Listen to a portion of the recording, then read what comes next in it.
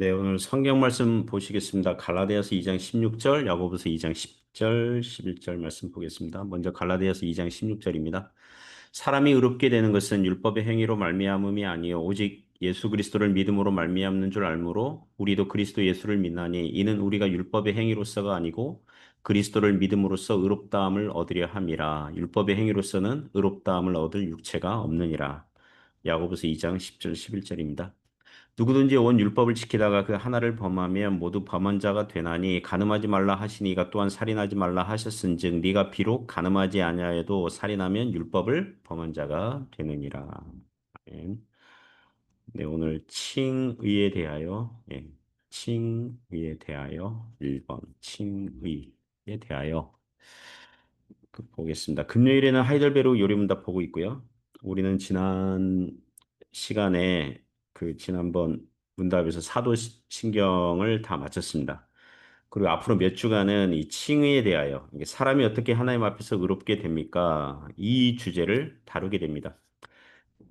하이델베르그 요리문답이 1563년 그 기간에 작성됐기 때문에 그 기간에는 칭의 논쟁, 천주교와 루터가 다르고 또 개혁주의가 다르고 막 이런 칭의 논쟁이 아주 치열한 그런 시대였기 때문에 이 부분을 사도신경 끝난 다음에 이 주제를 할애해서 그, 다루고 있거든요. 그래서 몇 주간 우리가 칭의에 대해서 보게 될 것입니다. 물론 이제 매우 중요하죠. 그리고 오늘은 59번, 60번 문답 보려고 합니다. 먼저 하이델베르그 요리문답 59번 문답 보시면요. 이 모든 것을 믿는 것이 이 모든 것은 사도신경이에요. 사도신경 내용. 그 사도신경에 담겨 있는 그 교훈, 성경적 교훈 믿는 것이 당신에게 지금 어떤 유익을 줍니까? 답변이요.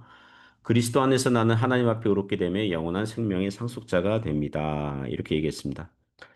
그 사도신경 내용들이 무엇입니까? 삼위 하나님에 대한 신앙 고백 있죠. 그리고 사도신경의 그 절반은요. 12개 신조거든요. 원래 그 원문에 보면 12개의 그 신조들을, 그 조항들을 이렇게 고백을 하는데 그 중에 절반이 우리의 중보자, 구세주, 주 예수 그리스도에 대한 고백입니다. 우리가 사도신경을 믿고 고백하면 어떤 유익이 있습니까? 어떤 도움이 됩니까? 어떤 의미입니까? 이겁니다. 답변을 보시면 그리스도 안에서 나는 하나님 앞에 의롭게 되며 영원한 생명의 상속자가 됩니다. 이걸 더 쉽게 요약하면 나는 사도신경의 교훈을 믿고 있다는 것은 내가 구원받은 자라는 것을 알고 확신하는 겁니다. 그거죠. 그죠? 그래서 나는 구원을 받습니다. 예, 받습니다. 이렇게 간단하게 얘기해도 되는데 그걸 두 가지로 더 확장해서 얘기합니다. 나는 하나님 앞에서 의롭게 된다. 다른 하나는요, 영원한 생명의 상속자가 된다. 약간 옆으로 빠진 다음에 혹자는 이런 질문을 할 수 있습니다. 성경을 보니까 구원에 대해서 왜 이렇게 다양하게 설명합니까? 그냥 구원받았습니다. 이거 하나로 이렇게 통일해도 될 건데, 오늘 답변처럼 하나님 앞에 의롭게 됩니다. 또 영원한 생명의 상속자가 됩니다. 또는요, 성경에 구원받았다와 호환할 수 있는, 바꿔 사용할 수 있는 표현들이 무엇이 있습니까? 나는 하나님의 자녀가 되었습니다. 또는 하나님의 백성이 됩니다. 천국 백성이 됩니다. 죄 용서를 받았습니다. 신랑 되신 그리스도에게 거룩한 신부가 됩니다. 이런 식으로 말할 수 있거든요. 그 이유는 뭐냐면 기독교의 구원이 깊고 풍성하기 때문이죠. 하나의 관점으로만 설명을 다 못할 정도로 풍성하기 때문에 풍성하기 때문에 이렇게 다양하게 그 관점에 따라서 말씀하고 있는 것입니다. 그 이 59번 문답에 참고해서 보라는 성경 구절 그들 중에 로마서 1장 17절 있거든요. 복음에는 하나님의 의가 나타나서 믿음으로 믿음에 이르게 하나니 기록된 바 오직 의인은 믿음으로 말미암아 살리라 함과 같으니라. 자, 이 구절을 보시면 복음에는 하나님의 의가 나타났다. 복음에는 하나님의 의가 나타났다. 하나님의 의가 나타났다. 사람이 어떻게 하나님 앞에서 의롭게 될 수 있는지에 대한 구원의 방법이, 구원의 방식이 복음에 나와 있다는 거죠. 그게 뭐예요? 믿음으로 믿음에 이르게 하나니. 믿음에서 시작해서 믿음으로 마치는 처음부터 끝까지 믿음의 방식이라는 거예요. 우리는 성경에 믿음이 나오면, 믿음에는, 믿음을 이렇게 설명하기도 해요. 사람의 의지, 결단, 뭐 이렇게 연결하는 경우도 있지만 훨씬 더 많은 경우에는 믿음 그러면 은혜예요. 믿음 그러면 은혜. 구원 얻는 믿음은 성령께서 영적으로 죽은 우리에게 주셨기 때문에 결과적으로 발생하는 것이기 때문에 은혜라는 거예요. 그래서 오직 의인은 믿음으로 말미암아 살리라. 죄인이 하나님 앞에서 의롭다 여김을 받을 수 있는 유일한 방식, 그 도구, 그 유일한 수단은 오직 믿음이라는 것입니다. 그 성경에 보면 그게 값없이 은혜로 예, 믿음으로 말미암아 구원받았는데 그것은 하나님의 은혜였다. 이런 식의 표현들이 자주 나오는 이유가 그것입니다. 60번 문답 보시면요. 당신은 어떻게 하나님 앞에서 의롭게 됩니까? 60번 답을 읽겠습니다. 오직 예수 그리스도에 대한 참된 믿음으로만 됩니다. 비록 내가 하나님의 모든 계명을 크게 어겼고 단 하나도 지키지 않았으며 여전히 모든 악으로 향하는 성향이 있다고 나의 양심이 고소하지만 하나님께서는 나의 공로가 전혀 없이 순전히 은혜로 그리스도의 온전히 만족해 하심과 의로움과 거룩함을 선물로 주십니다. 하나님께서는 마치 나에게 죄가 전혀 없고 또한 내가 죄를 짓지 않은 것처럼 실로 그리스도께서 나를 위해 이루신 모든 순종을 내가 직접 이룬 것처럼 여겨 주십니다. 오직 믿는 마음으로만 나는 이 선물을 받습니다. 다소 그 답변의 내용이 긴데요. 60번 문답. 이것은 칭의에 대한 기본적인 그리고 전체적인 그 개념을 설명하고 있다. 이렇게 보시면 돼요. 자, 60번 답변을 한 문장으로 요약하면 어떻게 될까요? 당신은 어떻게 하나님 앞에서 그렇게 됩니까? 답변을 한 문장으로 요약하면 칭의는 오직 무엇으로만 된다고요? 믿음으로만 됩니다. 갈라디아서 2장 16절 보시면요. 사람이 의롭게 되는 것은 율법의 행위로 말미암음이 아니요 오직 예수 그리스도를 믿음으로 말미암는 줄 알므로 우리도 그리스도 예수를 믿나니 이는 우리가 율법의 행위로서가 아니고 그리스도를 믿음으로써 의롭다함을 얻으려 함이라. 율법의 행위로서는 의롭다함을 얻을 육체가 없느니라. 어, 그 여기서 우리가 믿는다. 예수님을 어, 오직 예수 그리스도를 믿음으로 말미암아 사람이 의롭게 된다. 이렇게 얘기할 때 믿음으로 된다. 이럴 때 무엇을 믿습니까? 예수님의 무엇을 믿는다는 것이에요? 예수님께서 이 땅에 오셔서 우리를 위해서 율법을 다 순종하여 주신 그 공로, 십자가에서 우리의 죄값을 대신 치러 주신 그 공로를 우리의 것으로 여겨 주심을 받아들이는 성격의 믿음인 거죠. 그게 오직 예수 그리스도를 믿음으로 의롭게 된다. 그것이에요. 즉 그리스도께서 얻으신 의와 공로를 우리의 것으로 전가시켜 주셨기 때문에 예수 그리스도의 공로를 우리의 것으로 간주하여 주시고 여겨 주시고 계산하여 주신 것을 우리가 은혜로 받아들이는 것. 그게 오직 믿음으로 의롭게 된다는 그 뜻이에요. 그러니까 그 당시 유대주의자들이 주장하듯 율법의 행위, 즉 율법의 조항들을 처음부터 끝까지 어려서부터 늙을 때까지 율법의 한 계명도 어기지 않고 다 지킬 수 있는 사람은 없죠. 그런데 유대인들은 지킬 수 있다고 주장을 했죠.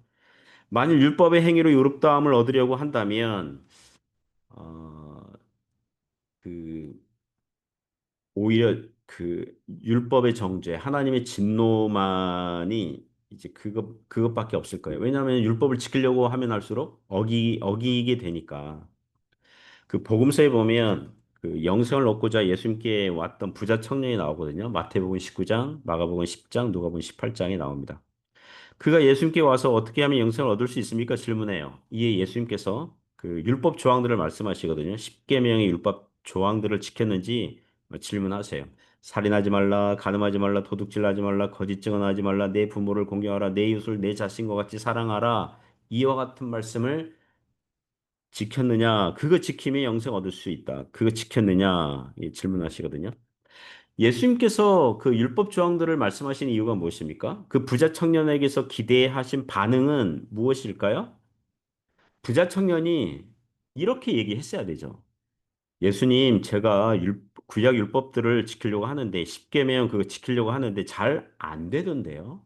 율법을 지키려고 하면 할수록 그 로마서 7장에 보면 그런 내용 나오잖아요. 내가 선을 행하기 원하는데 선을 행할 힘과 능력과 의지가 내 안에 없어서 종종 도리어 원하지 않는 악을 행하더이다. 그래서 율법을 지키려고 하면 할수록 나는 율법을 어김으로 하나님의 정죄를 받게 된 것을 깨달았습니다. 예수님 오호라 나는 공고한 사람입니다. 이 사망의 몸에서 어떻게 건짐을 받을 수 있겠습니까? 이렇게 부자 청년이 반응했다면 예수님께서 수고하고 무거운 죄의 짐을 진 자들아 다 내게로 오라. 내가 너희에게 안식과 평안과 용서를 주리라. 이렇게 하셨을 거예요. 그런데 부자 청년의 반응이 무엇입니까? 예수님 그런 율법 조항들 어려서부터 다 지켰는데요? 그 당시 바리새파 사람들이 랍비들이 유대인 랍비들이 율법 해석하는 수준으로 이해를 했겠죠. 그죠? 그 당시 유대주의자들 바리새파 이 랍비들이 어떻게 가르쳤냐면 간음하지 말라 이거를 실제 간음만 안 하면 돼요. 마음속으로 온갖 성적인 생각, 음란한 생각 충만해도 그거 그거는 문제 없다고 가르치는 거죠. 그냥 실제적으로 문자적으로 가늠만 안 하면 된다. 이러면 그 계명을 지킨 것이다. 이렇게 가르쳤기 때문에 문자적으로 사람의 생명만 빼앗지 않으면 살인하지 말라. 그건 계명을 지켰다고 가르친 거예요. 이웃에게 분노하고 미련하다고 욕설을 하고 인격을 무시하고 갑질하는 해도 실제로 사람의 생명만 빼앗지 않으면 살인하지 말라라는 계명을 지킨 것이다. 이런 식으로 가르쳤으니 이 부자 청년이 어려서부터 다 지켜왔다고 이 뻔뻔하게 대답을 할 수 있었겠죠. 하지만 사람의 양심은 속이지 못해요. 양심 있잖아요. 이 사람의 양심은 율법을 사랑하지 않거든요. 하나님을 경외하지 않아요. 성령의 은혜가 없는데 어떻게 하나님을 경외하고 또 이웃을 사랑합니까? 이웃에 대해서 냉담한 태도, 이웃의 것을 도둑질만 실제로 안 하면 그 계명 지킨 것이다 그러고 적극적으로 사랑하지도 않으면서 그러니까 이 부자 청년이 예수님께 온 것은 자기가 영생에 대한 확신이 없기 때문에 온 거 아닙니까? 어떻게 하면 영생 얻을 수 있습니까?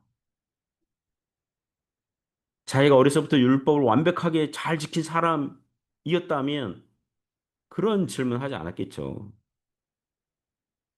어쩌면 그 부자 청년은 어려서부터 그 율법을 지킨 것에 대해서 예수님께서 공개적으로 이 사람은 영생 얻은 자다 이렇게 선언해 주기를 바랬는지 몰라요.